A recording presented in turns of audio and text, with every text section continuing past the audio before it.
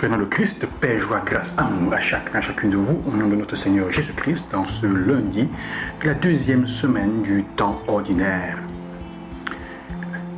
Les disciples de Jean-Baptiste et les pharisiens étaient en train de jeûner.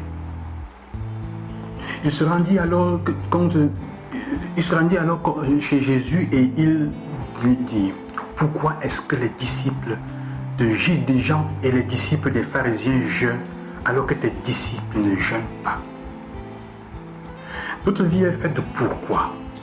La parole pourquoi est une proposition interrogative qui revient souvent. Pourquoi? Mais il y a des pourquoi qui servent à nous faire comprendre le sens des choses et il y a des pourquoi qui sont simplement rhétoriques.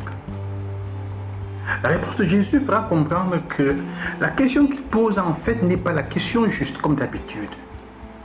Le pourquoi qu'ils sont en train de poser en fait est un pourquoi de, on peut dire, de jalousie, de rébellion, de frustration. Pourquoi est-ce que nous jeûnons et vous ne jeûnez pas? En fait, la question est pourquoi est-ce que vous ne jeûnez pas? Et ils devraient se poser la question jusqu'au fond. Pourquoi vraiment est-ce que moi je jeûne? C'est en fait ce que j'ai. La réponse de Jésus, en fait, les renverra à cela. Quel est le sens de votre jeûne? Alors, ce qui lui préoccupe en fait de ce point de vue, ce n'est pas le fait d'avoir compris au moins le vrai motif pour lequel ils sont en train de pratiquer le jeûne, mais ils se sentent le dérangement, ils ne se sentent pas à l'aise. Ils ne se sentent pas à l'aise. Ils se sentent, ils sentent le malaise du fait que les disciples de Jésus ne le fassent pas comme eux. Regardez, c'est une chose qui arrive souvent dans notre vie, dans le quotidien. Je fais un exemple.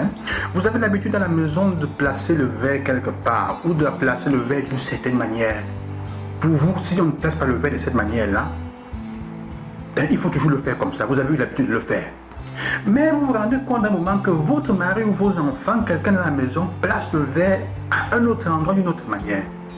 Vous ne vous posez pas la question de savoir, mais est-ce que la manière avec laquelle a posé le verre est un problème? Ce n'est pas en sécurité, non. Pourquoi est-ce que tu places le verre là-bas? Mets-le là où je le mets d'habitude. Bien que tu saches qu'il n'y a pas de problème au fond. Le problème c'est qui a mis le verre quelque part où tu ne mets pas d'habitude. Comment dire? Au fond, ce qui met mal à l'aise, c'est le fait que la diversité met en discussion notre équilibre précaire. Quand on se trouve en face de personnes qui font différemment de nous, alors on se trouve on se trouve mal à l'aise parce que c'est comme si la personne qui fait différemment de nous et qui est même en train de réussir questionne notre façon de faire. Nous sentons notre manière de faire être questionnée. Pour nous, ça a toujours été la meilleure. Le fait qu'il fasse différemment est en train de nous dire, est-ce que c'est vraiment la meilleure, la manière avec laquelle tu es en train de faire? Oh, il faut donc faire les comptes avec soi-même et accepter de revoir peut-être ce que nous sommes en train de faire ou simplement de redécouvrir la vraie raison pour laquelle je suis en train de faire. Ce n'est pas nécessairement dit qu'on doit changer, c'est simplement dit qu'on doit prendre acte et conscience de ce que nous sommes en train de vivre. Bon, dans la vie de foi, dans la vie religieuse que nous sommes en train de vivre, la question est fondamentale. Pourquoi est-ce que toi tu adhères à Jésus, à Dieu? Les pratiques de foi, les pratiques quotidiennes, les pratiques religieuses que tu as, est-ce qu'elles sont authentiques? Ce sont seulement des manières pour te faire sentir tranquille ou alors vraiment ça t'aide à rencontrer le Christ. Voilà la clé, parce que la réponse de Jésus, il n'a pas besoin, on n'a pas besoin de jeûner quand l'époux est avec nous et en train de vouloir rappeler à ceux-là, mais pourquoi est-ce que vous jeûnez à la fin? Le jeûne n'est pas fait pour imposer quelque chose à Dieu, pour demander, pour le forcer à recevoir quelque chose. Mais le jeûne est fait pour que nous puissions nous rendre compte à travers de l'absence de ce sur quoi nous jeûnons, que nous avons besoin de quelque chose de plus profond, nous avons besoin de quelque chose de plus grand. Et il n'y a qu'une seule personne qui est capable de nous donner l'essentiel. Nous jeûnons pour pouvoir sentir l'absence et le besoin de quelque chose de plus grand, de Dieu lui-même.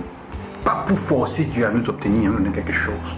Et c'est pour ça, Jésus veut qu'il rentre à se poser la question juste, Pourquoi est-ce que je jeûne? À redécouvrir la valeur de leurs actes religieux. Pourquoi est-ce que tu vas à la messe? Pourquoi est-ce que tu pries? Pourquoi est-ce que tu appartiens à tel groupe? Pourquoi est-ce que tu fais ça? Si les questions justes, si ce que tu es en train de faire ne te porte pas à être témoin, à manifester, à avoir une relation personnelle avec Dieu pour le manifester au monde, c'est simplement pratique religieuse vide et tu vas devenir fondamentaliste. Tu auras peur quand on va changer une petite chose dans ce que tu as fait. Tu vas aller quelque part dans une église, dans une communauté, tu vois qu'on fait différemment. Tu ne vas plus y aller parce que tu dis on ne fait pas comme ça chez nous. Ce n'est pas la meilleure façon de faire. Pourquoi eux ils font comme ça? Nous, toi, pourquoi est-ce que tu fais comme ça?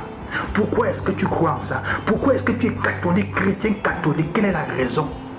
Pourquoi? Pose-toi la question fondamentale. Qu'est-ce qui te fait la différence? Qu'est-ce que ça te donne de plus? Ça t'aide à devenir proche de Dieu davantage.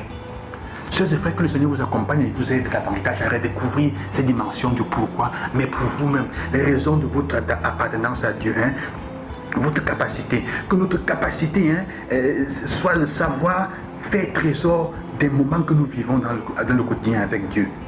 On ne jeûne pas pour convaincre Dieu de quelque chose, mais pour apprendre à habiter le manque comme un lieu décisif pour rencontrer Dieu. Que le Seigneur vous bénisse, je vous bénis au nom du Seigneur. À demain. Reçois Jésus-Christ.